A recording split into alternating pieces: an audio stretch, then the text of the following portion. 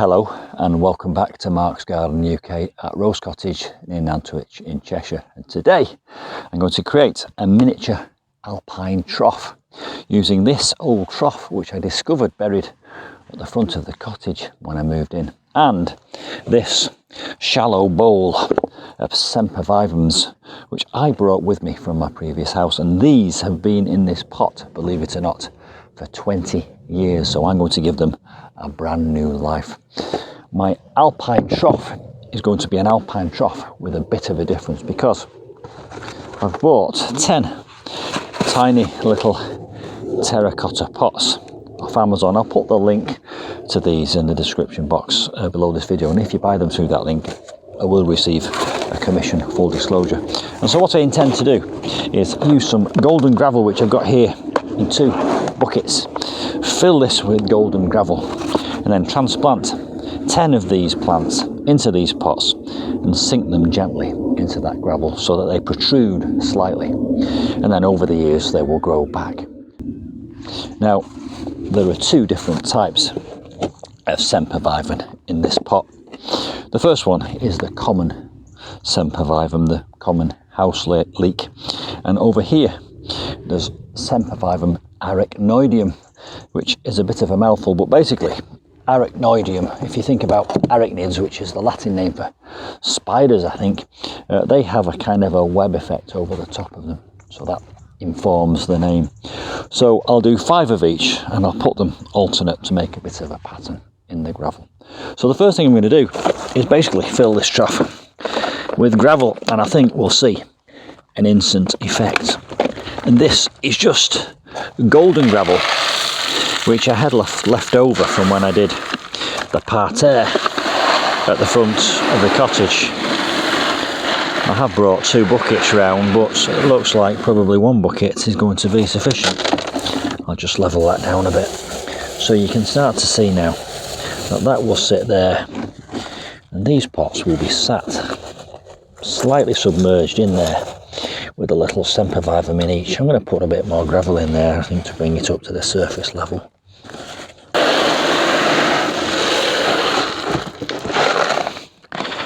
Now, Sempervivums I'm not an expert on, but all I can tell you is I've given them very little, if any, care. I hardly ever water them. I've never fed them, and yet they've continued to survive, and it looks like thrive.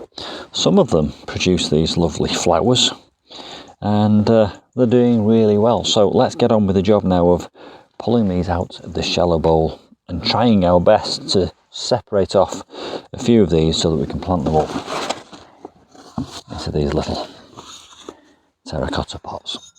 I'll also dress these on top with a little bit of gravel. Now the soil medium that I'm about to plant them in, the planting medium, is 50% compost and 50% horticultural grit. They don't have deep roots and they like drainage, and they don't need feeding a lot, which is clear from the lack of feed I've given these and the success I've had with them. I'm going to bring this pot over to this board here and try and get these out and separate them. Now, hopefully if I just tip this up very carefully, it should be released from this pot. I would imagine pretty much all of it underneath here is going to be roots, and I wasn't far off. There's a little slug there. You can go and find a new home somewhere else, and there's a baby slug as well. And let's turn this back on its top. Now, how am I going to separate these? I think what I'm going to do is just have a go at teasing them away, starting at one side over here. And I will endeavour to get some roots with each plant. And already there's a lovely little plant. It's actually got some babies coming off it.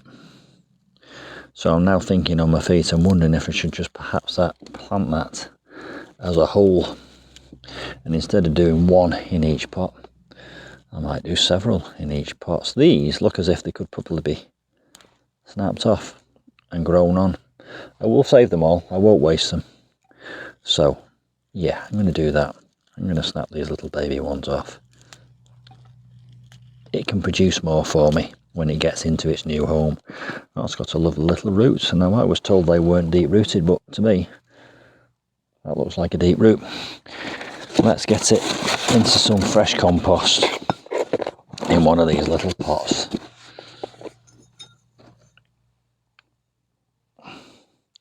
That's going to fill that pot very easily. Let's take some of that root off. Surplus to requirements now that it's not feeding all these little babies. Isn't that nice?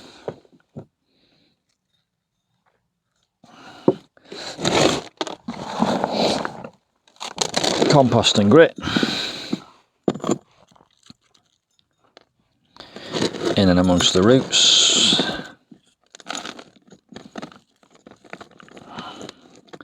I'm just firming it down gently, and I'm going to take a little bit of the excess compost off the top and put a little bit of this gravel around just to finish it off.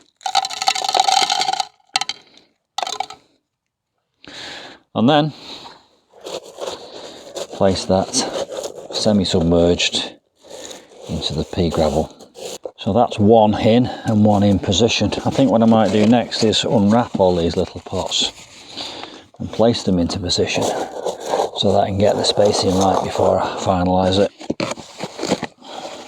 Now, looking at the number of little rosettes we've got on here, I think we're probably going to end up with hundreds of spare plants. So I need to think of something to do with those, but let's divide them up and let's choose the ones I want to put in the trough.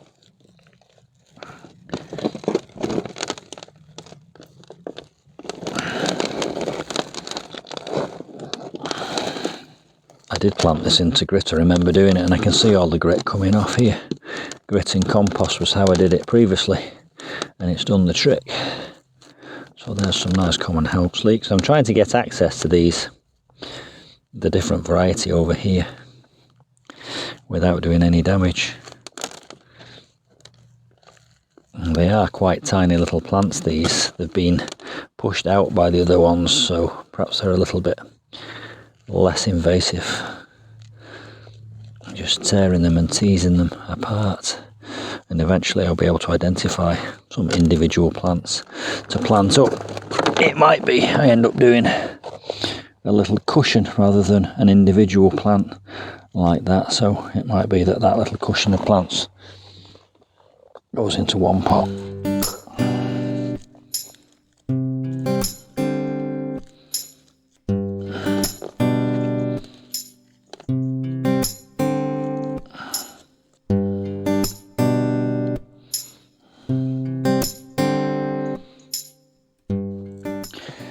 So I've tried to separate them out as best I can. I found it quite challenging because it wasn't really obvious which plant belonged to which root. Anyway, I've got a bit of a change of plan.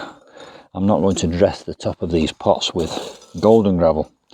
I've brought in some horticultural grit, and I shall dress the top of them with that instead of the golden gravel, and that will give the little plants an easier job of propagating outwards. I think that would be a little bit too hard for them to grow through. So let's get a few of these planted up. So there's a little plant with its roots in the mix. Now let's see if we can get some grit on top of it, just to secure it in place and add contrast. And there we go. A tiny little Sempervivum in a tiny little pot, and I will now submerge that into here. I'll do another 9. I'll give them a good water. There we go, another one. I want to alternate these. There we go. Let's have a go at one of these little cushions of arachnoideum, I think we said they were called. Dangle the roots in. I'm hoping that these will now grow to be something slightly bigger, now that they've got a little bit more space beneath them. I'll do the rest and come back to say goodbye in a moment. So there we go, my new little Alpine Trough with 10 miniature pots of Sempervivum in them. 5 of the Sempervivum arachnoideum, which is the spider's cobweb one, and 5 of the standard house leek variety. And I'm hoping that they will now thrive and grow again, but I'm very, very pleased with the effect. I like the golden gravel, I like the miniature pots, I like to see these little house leeks. And also whilst doing that, I got to see how they propagate. And you can see there, look, if you look at that one, the parent plant with 2 little babies coming off either side, and they seem to propagate very easily. There's another little tiny shoot which no doubt will grow into a new plant in the fullness of time. In this trug I must have about 300 of the things, more Sempervivums than I will ever use, but I'm reluctant to throw them away on the compost heap because these have been with me for 20 years, so I give it some thought. I'll leave them in there, I'll give them a good drink, I'll just soak them in wash overnight, and by tomorrow morning I'll decide what I'm going to do with them. I can't throw them away. Anyway, there we go. Hope you've enjoyed that little journey into creating an alpine trough. I'm smiling slightly, Riley, because I found it very difficult. I found it fiddly. It was a test of my patience and certainly a test of my dexterity, but I'm delighted with the result.